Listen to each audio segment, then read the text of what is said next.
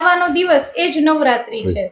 પણ હવે સાંપ્રત સમયની અંદર આપણે નવરાત્રીના ગરબાને આપણે એક આનંદનો વિષય જ્યારે બનાવી લીધો છે, ત્યારે ખાસ મારે કહેવાનું છે કે હરેક સ્ત્રીની અંદર જગદંબાનું સ્વરૂપ તો હોય જ છે. ક્યારેક માં સ્વરૂપે, ક્યારેક બેન રૂપે, ક્યારેક દીકરી રૂપે.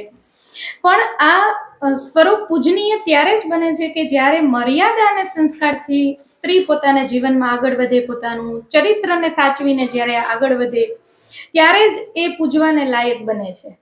કહેવાય કે નારી છે એ સર્વત્ર પૂજવા લાયક ચોક્કસ છે, અને ત્યાં જ દેવતાઓ વસે છે. પણ એ જ્યારે પોતાના મર્યાદાથી જીવનનું જીવતું હોય ત્યારે એનું મહત્વ વધારે ગણાય છે. તો હું આપ સૌ પાસે અપેક્ષા રાખું છું કે તમે તમારા ઘરમાં રહેલી નારી શક્તિઓનું પૂજન તો ચોક્કસ કરશો, સંસ્કારની સાથે પોતાનું જીવન વિતાવે. સાંપ્રત સમયમાં દીકરીઓ જ્યારે મા બાપ ભણાવી ગણાવીને આગળ વધારે અને 2-4 દિવસના પોતાના સંઘમાં આવેલા પાત્રને મેળવવા માટે મા બાપને છોડી અને જ્યારે પોતાની ઈચ્છાથી લગ્ન કરી લે છે, આવા જ્યારે સમાજમાં કિસ્સાઓ બને છે, ત્યારે દીકરીઓને ખાસ એ કહેવાનું કે જ્યારે આપ કોઈ પાત્રને પસંદ કરો છો તો એ પાત્ર એટલું કાબિલ હોવું જોઈએ કે તમે તમારા મા બાપની સામે એમને લઈ જાઓ અને કહી શકો કે આ પાત્ર મને ગમે છે.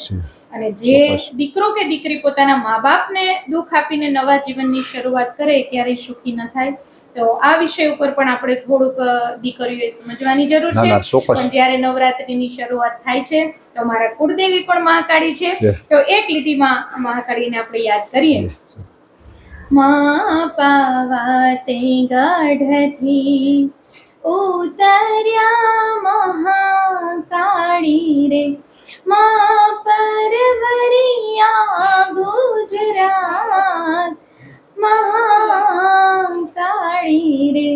તો આપ સૌને પણ નવરાત્રીની ખૂબ ખૂબ શુભકામનાઓ છે, અને આપ પણ મર્યાદામાં રહી અને માં જગદંબાને યાદ કરો. આ પર્વને આપણે સંસ્કૃતિની સાથે રહી અને જગદંબાની આરાધનાઓ કરીએ એવી આપ સૌ